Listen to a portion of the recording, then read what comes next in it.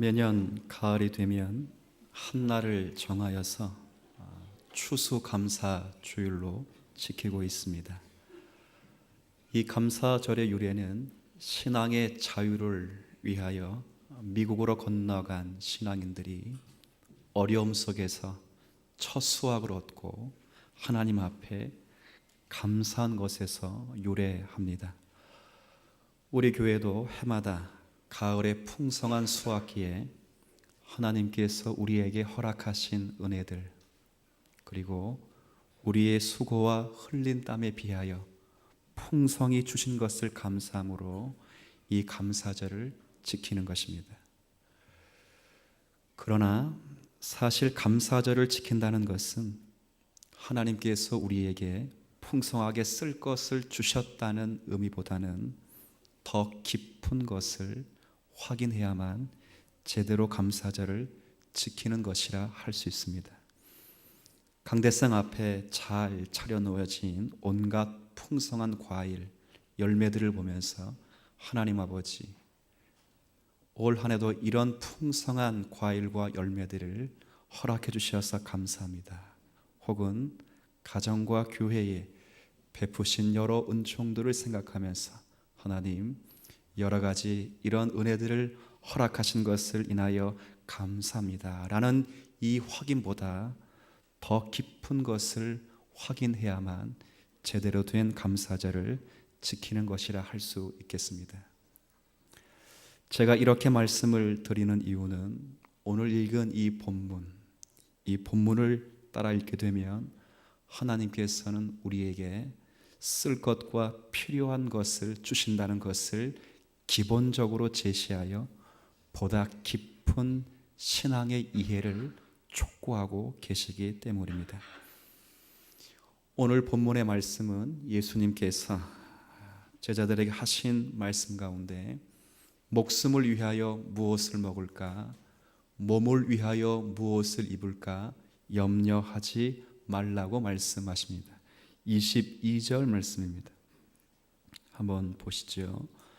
또 제자들에게 이르시되 그러므로 내가 너희에게 이르노니 너희 목숨을 위하여 무엇을 먹을까, 몸을 위하여 무엇을 입을까 염려하지 말라. 한번 생각해 보십시오. 이 땅에 살아가는 저와 여러분 모든 인생들이 영혼으로만 된 존재가 아닙니다. 영혼으로 되어 있다면 우리는 눈에 보이지 않습니다. 우리의 영혼은 육체 안에 있기 때문에 육신을 입고 있는 한 이 땅에선 먹어야 하며 입어야 하며 이 땅에서 나는 양식으로 우리의 생명을 연명해야 할 것입니다. 그런데 오늘 예수님께서는 이러한 생존을 위하여 먹을 것, 입을 것 염려하지 말라고 말씀을 하시는데 과연 무슨 뜻인가? 먹지 말고 굶고 살라는 말씀인가? 입지 말고 벗고 살라는 말씀인가? 이러한 의문에 예수님께서 답하신 내용이 23절 이후부터 주어지는 것입니다. 그 내용은 이런 것입니다. 자연계를 창조하시고 그 자연계를 섭리하시고 자연계에 여전히 은혜와 사랑을 따라 창조주로서의 책임을 갖는 그 사랑을 눈으로 보라는 것입니다. 공중의 새인 까마귀, 들의 백합화, 그리고 오늘 있다가 내일 아궁이에 던져질 그 들풀, 그것까지라도 먹이시고 입히시는 하나님의 어떠하심, 하찮은 피조물일지라도 작고 초라한 생물일지라도 하나님께서 만드신 그 창조 세계에 창조주로서 갖는 창조주의 책임, 그리고 창조주의 노릇을 똑똑히 보고 이 말씀을 통하여 우리가 섬기는 하나님은 어떤 하나님이신가를 보도록 하는 것입니다. 우리가 일단 읽었습니다. 공중의 새 까마귀로 제시되어 있죠. 씨를 심지도 않고 추수를 하지도 않고 거두지도 않고 또 곳간에 모아 들이지도 않습니다. 우리식으로 말하면 적금을 붓거나 연금을 들거나 보험을 들지 않아도 하나님께서 저 작고 초라한 생물인 까마귀조차도 먹이시고 입히시는 하나님이시다. 그리고 들의 백합화를 보아라. 수고도 하지 않고 길쌈도 하지 않고 그 꽃의 아름다움을 위하여 스스로 씨를 짜지도 않는데 인생이 누릴 수 있는 가장 큰 사치로도 솔로몬의 그 영광으로도 입은 옷도 이 들의 백합화의 영광에 미치지 못한 것이다. 아무리 화장을 잘하고 온몸에 액세서리를 달고 버버리를 입고 루이비통 가방을 들고 아무리 자신을 뽐내더라도 들의 백합화의 한 송이의 꽃보다 못한 것이다. 그렇게 말씀을 하는 것입니다. 내일을 장담할 수 없는, 오늘 있다가 내일 던져지게 될, 아궁이에 던져지게 될 그 들풀조차도 하나님께서 먹이시고 입히시는 분이시다. 뭘 보라는 것입니다. 보라는 것입니까? 여기에 등장하는 모든 자연계의 증언들, 까마귀, 들의 백합화, 그리고 오늘 있다가 내일 아궁이에 던져질 그 들풀조차도 하나님께서 창조주로서 당신이 만든 창조 세계에 어떻게 진실되게 창조주 노릇을 하는 것을 잘 보라고 하는 내용인 것입니다.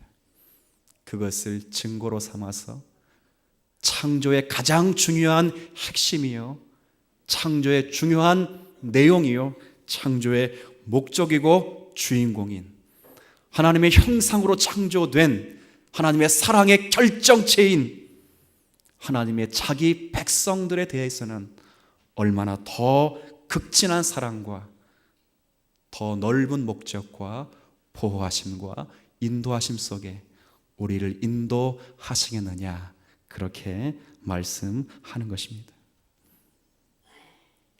결국 이런 말씀을 읽게 되면 자연계를 증거로 삼아서 하나님께서는 이 땅의 성도들에 있어서 인생의 삶의 중요한 목표가 삶을 연장하거나 삶의 필요를 채우는 것으로 목적하는 삶이 아니라 하나님께서 우리를 통하여 이루실 그 일, 하나님께서 어떻게 사는, 우리가 어떻게 사는 것이 하나님의 목적과 뜻에 부합한지, 그리고 하나님께서 우리에게 무엇을 요구하고 계시는가, 그 생각을 하시고 거기에 우리의 시간과 노력과 정성을 바치라는 것으로 이 말씀이 오늘 우리에게 있다. 저는 그렇게 말씀을 묵상한 것입니다.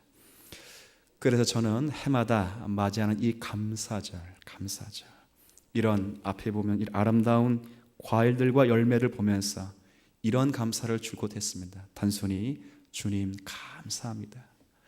이런 것 주셔서 감사합니다. 또 안에 이런 은혜를 우리 가정과 우리 교회에 주셔서 감사합니다. 그러나 이런 단순한 이런 감사에 머물지 마시고 이런 창조주물을 보면서 창조주께서 어떻게 이런 작고 초라한 미물까지라도 하나님 아버지께서 갖는 책임을 가지고 창조주 노릇하며 창조주로서의 책임을 완성하여 이렇게 아름다운 것으로 지금도 신실하게 우리에게 허락하신 것을 보라라는 것으로 확인하게 되는 것입니다. 여러분 한번 눈으로 한번 앞을 보시죠. 여기 아름다운 과일과 또 배추, 아름다운 열매들이 있습니다. 우리가 이것을 낼 수 있는 실력이 우리 가운데 없습니다. 우리는 씨를 뿌릴 뿐입니다. 작고 초라하고 아주 연약한 씨를 뿌리지만 그 씨를 통해서 하나님께서는 열매를 맺히게 하시는데 그것이 창조주로서 갖는 책임인 것입니다.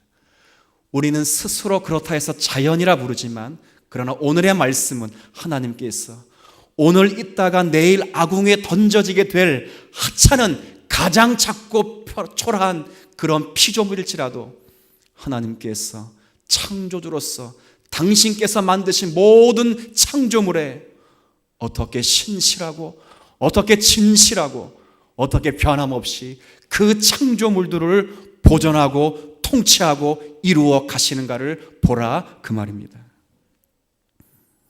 이걸 통해서 하나님께서는 어쩌면 이것과는, 이 앞에 있는 과일과 열매는 비교할 수 없는 창조의 핵심이요, 창조의 주인공이요, 하나님의 사랑의 결정체로 창조된 저와 여러분에 대해서 하나님이 지금도 이 자연계를 통하여 증거하듯이 하나님의 하나님 되심, 그리고 하나님의 열심, 진심으로 여러분을 지금도 통치하고 다스리고 계신다는 것을 이 아침 확인받는 성도들이 되기를 기대하는 것입니다.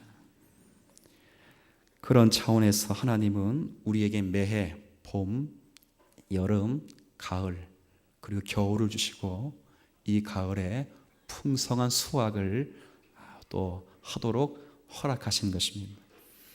우리가 이런 수확을 할 때 우리는 생각을 그렇게 하죠. 이 수확은 우리가 수고한 것에 대한 보상이라, 그렇게 생각할 것이 결코 아닐 것입니다. 오히려 이런 수확과 열매는 하나님께서 세상 통치에 있어서 얼마나 진실하고 얼마나 공평하시며 얼마나 변함 없으신 사실이라는 것을 증거하는 증거의 내용이 되는 것입니다. 그리고 이것과는 견줄 수 없는 바로 하나님의 작품으로 창조되고 하나님의 형상으로 창조된 하나님의 자기 백성된 저와 여러분에게 마치 이 과일들을 아름답게 열매 맺도록 하신 하나님의 진실하심과 변함없은 사랑으로 지금도 우리를 공평으로, 지금도 우리를 진실함으로, 지금도 우리를 사랑하심으로 저와 여러분을 만들어 계시는 하나님이란 사실을 이 아침에 이 감사절을 지키면서 확인하는 저와 여러분 되면 좋을 것 같습니다. 어떻게 진실하고 변함없으시고 또 자신이 우리에게 약속하신 내용을 신실하게 지켜가시는가? 저는 이런 내용을 우리 사도 바울을 통해서 많이 확인하게 됩니다. 자, 빌립보서 4장 말씀을 한번 좀 보도록 하시죠.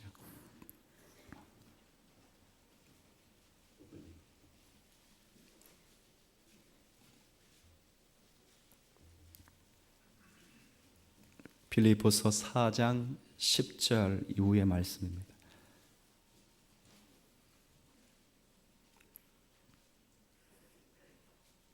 신약 성경, 제가 가진 성경은 322쪽입니다.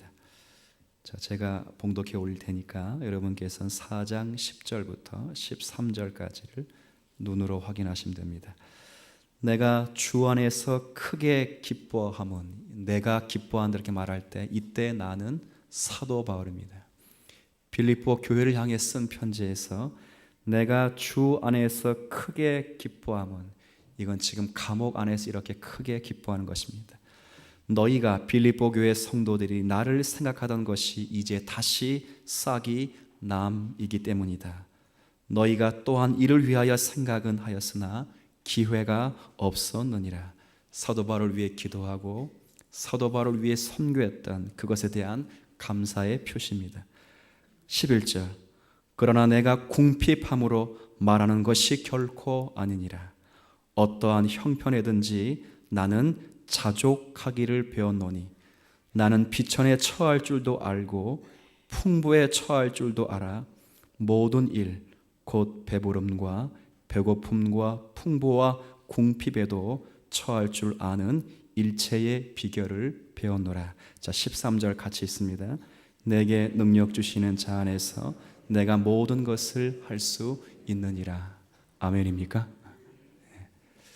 이 13절을 오해하기 쉽습니다.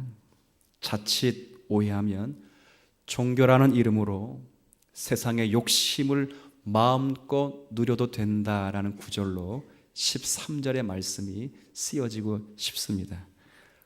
그러나 제가 서두에 말씀드린 것처럼 이 빌립보서의 내용은 옥중에서 쓰여진 서신이고 고난 속에 서서 가장 심각한 고난을 받을 때 쓰여진 편지인 것입니다. 사도 바울이 고난 속에서 체득한, 오늘 고백한 이 신앙의 고백 속에 신앙의 가장 중요한 이해는 세상의 풍족과 세상의 결핍이 그 어떤 것도 하나님의 신실하신 약속과 우리의 신앙생활에 방해가 될 것이 없다라고 하는 신앙의 고백인 것입니다. 왜냐하면 하나님의 모든 약속과 모든 그런 복 주심은 내게 능력 주시는 자 아닌 오직 예수 그리스도 안에 있기 때문에, 이 말은 세상에 있는 것이 아니라 이 땅에 있는 것이 아니라 오직 예수 그리스도 안에 있기 때문에 풍부하면 풍부한 대로 하나님의 역사가 증거되고, 궁핍하면 궁핍한 대로 하나님의 진리와 하나님의 은혜가 증거되고 있다는 사실을 우리에게 이야기하고 있는 것입니다. 제가 이런 내용을 기본으로 해서 빌립보서 1장을 한번 가보시면 다시 이런 내용을 확인하게 될 것입니다. 어떻게 하나님은 진실하시며 변함없으시며 우리에게 약속하신 것을 이루실 것인가, 그 내용을 1장에서 확인을 할 수 있습니다. 1장 12절 13절 말씀을 제가 읽도록 하죠. 보십시오. 형제들아, 내가 당한 일, 이건 자신이 당한 일은 복음을 증거하다가 감옥에 갇힌 그 일을 말합니다. 형제들아, 내가 당한 일이 도리어 복음 전파에 무엇이 되었어요? 진전이 된 줄을 너희가 알기를 원하노라. 이러므로 나의 매임, 내가 옥에 갇힌 것이 그리스도 안에서 모든 시위대 안과 그 밖에 모든 사람에게 나타났으니. 자, 이 말은 이런 말입니다. 지금 사도 바울이 로마 감옥에 갇혀 있습니다.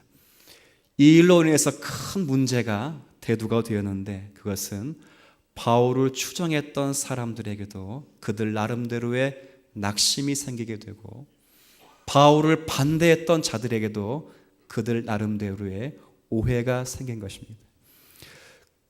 바울을 추종했던 추종자에게 이런 낙심이 생긴 것입니다. 아니, 어떻게 하나님의 거룩한 종인 사도 바울을 하나님께서 옥에 갇히게 할 수 있을까?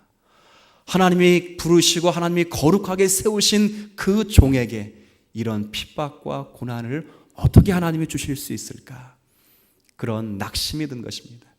그런 마음 속에서 너무 속상해서 사도 바울 선생님께서 갇혔기 때문에 이제 우리라도 선생님이 하셨던 그 일에 열심을 내자, 그런 마음을 가지고 사도 바울을 따랐던 그의 제자들이 그가 가졌던 믿음과 그리고 그들이 가졌던 담력에 더 큰 힘을 내서 사도 바울이 전했던 복음인 예수 그리스도를 전하게 된 것입니다. 또 한면에 사도 바울을 반대했던 이런 반대자들은 이런 오해가 있는 것입니다. 그래, 그렇지, 사도 바울이 하나님의 참된 종이 아니니까 하나님이 옥에 가두신 것이지. 봐라. 사도 바울이 사도가 아니기 때문에, 바울이 사도가 아니기 때문에 하나님께서 옥에 갇히게 한 것이지. 바로 우리가 하나님의 진정한 사도고 종이다. 이제 우리가 진짜 사도됨을 증거하기 위하여 열심으로 사도에게 괴로움을 주기 위하여 복음을 증거하자. 그렇게 복음을 전했다는 것입니다. 한쪽은 사랑으로 하고 한쪽은 사도 바울에게 괴로움을 주려고 복음을 증거했지만, 결국 사도가 말하고 있는 것은 무엇입니까? 결국 전파되는 것은 오직 그리스도 예수라는 것입니다. 결국 이렇게 하든 저렇게 하든 그리스도가 2배로 전파되고 있다는 것을 사도가 보면서 하나님의 진실하고 변함없으신 하나님의 역사를 고백하고 있는 것입니다. 그 내용이 바로 18절의 내용입니다. 제가 한번 읽어보죠. 1장 18절. 그러면 무엇이냐?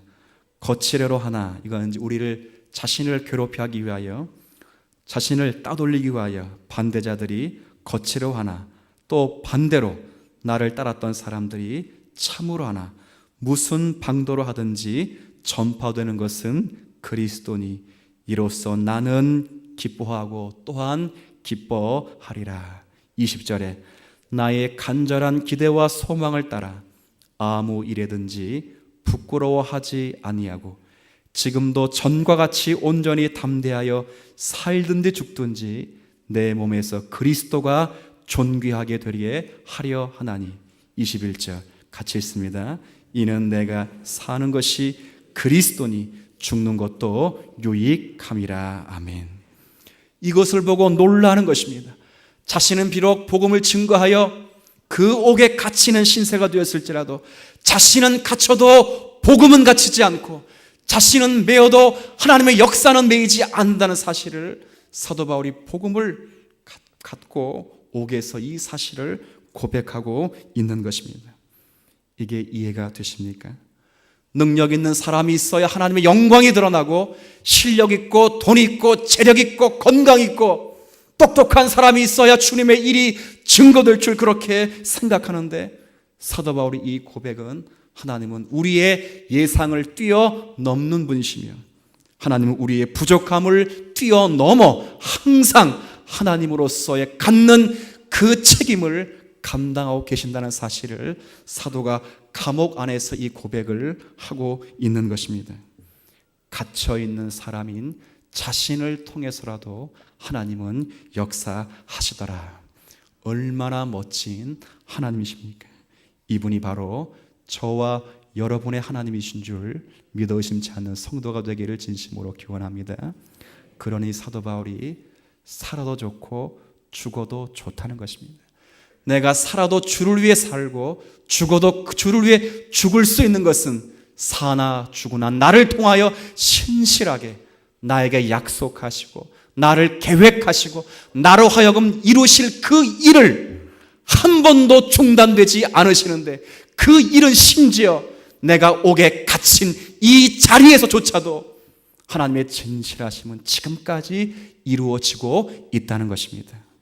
하나님은요, 우리의 게으름, 우리의 못남, 우리의 부족함에도 하나님은 언제나 하나님의 일을 하시는 분이십니다. 우리의 게으르고 부족하고 못나 있을지라도 하나님은 항상 하나님으로서의 자리를 지키시며 우리에 대하여 아버지로서의 책임을 소홀히 하지 않는 창조주 하나님이 되시는 것입니다. 무엇을 보고 느끼라고요?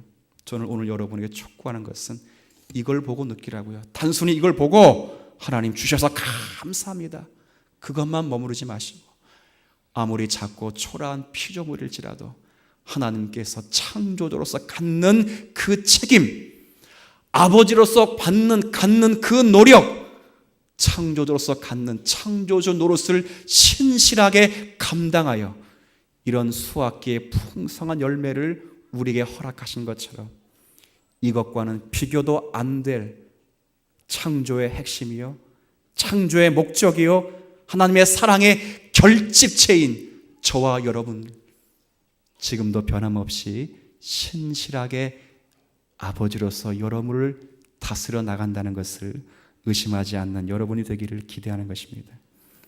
우리가 처한 환경 아무 문제가 되지 않습니다.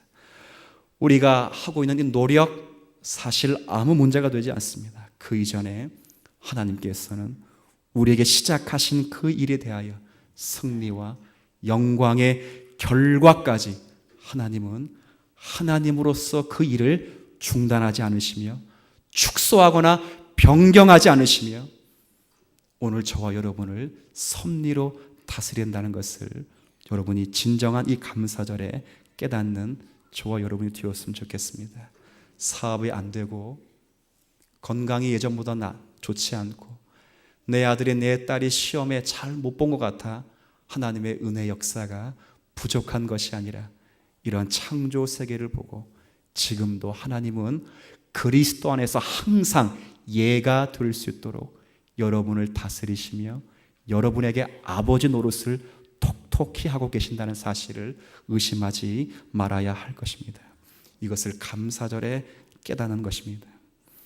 저는 이런 내용을 다시 한번 사도 바울의 마지막 인생을 통해서 확인하게 됩니다. 사도 바울이 마지막 쓴 편지가 바로 디모데 후서입니다. 읽지는 않겠습니다. 디모데 후서 1장에 보면 사도 바울이 복음을 증거하다가 또 감옥에 잡혀 있게 됐습니다. 사도 바울이 복음을 증거하다 감옥에 잡혀 있고 사도 바울을 포함하여 사도 바울을 따랐던 수많은 기독교인들이 사도 바울이 순교할 것을 알게 되었습니다. 그러자 사도 바울 곁에 있던 모든 사람들이 하나씩 다 떠나갑니다. 1절에 그 1장에 그 이름들을 언급합니다. 누구도 떠나가고 누구도 떠나가고. 그들이 누굽니까? 사도 바울의 교훈을 따랐고 사도 바울의 가르침에 귀를 기울였고 사도 바울과 함께했던 신앙의 종들인 것입니다. 다 떠나갔습니다. 사도 바울이 외로워졌습니다. 4장에 이르가면 자신과 함께 수족 역할을 했던 데마도, 기독교가 박해받는다는 것 때문에 세상을 사랑하여 세상으로 떠나갔습니다. 자기를 좋게 여기던 그 제자들도 다 떠나갔습니다. 바울이 외로워졌고 슬퍼졌습니다. 그런데 디모데후서 4장 16절 17절에 뭐라고 고백하는가? 이제 나와 함께한 자가 하나도 없고 모두가 나를 다 버렸으나 그러나 주님께서 내 곁에 서서, 모든 누구나 다 자신을 버려도 주님께서는 항상 그 곁에 계신 것입니다. 주님이 내 곁에 계셔서 자신에게 힘을 주시는 그 이유는 나로 말미암아 선포된 이 복음이 온전하게 증거되게 하려 하심이라. 주님이 지키신 이유는요, 사도 바울을 살리시기 위해 지키신 것도 아니고 생의 필요를 충족시키시기 위하여 지키신 것도 아니고 그가 전한 그 말씀이 이 땅 가운데 떨어지지 않도록 사도 바울이 입을 통해 선포된 그 말씀을 온전하게 증거하도록 하기 위하여, 그리고 사도를 통하여 성취하게 될 그 하나님의 나라를 위하여 지금도 사도 곁에 항상 계셔서 사도를 지키시는 분임을 사도 바울이 말년에 깨닫고 순교를 하는 것입니다. 존경하는 성도 여러분, 매번 반복되는 이 감사절을 맞습니다. 저는 무엇 때문에 감사하는가? 저는 어릴 때부터 좀 부족하지만 감사절을 수십 년을 보냈습니다. 근데 입으로 늘 고백하면서 감사를 어떻게 고백했냐면, 하나님, 우리 가정 지켜주신 것 감사해요. 우리 교회 지켜주신 것 감사해요. 이런 풍성한 수확을 주신 것 감사해요. 그 정도의 수준이 전무였습니다. 그것이 전부였습니다.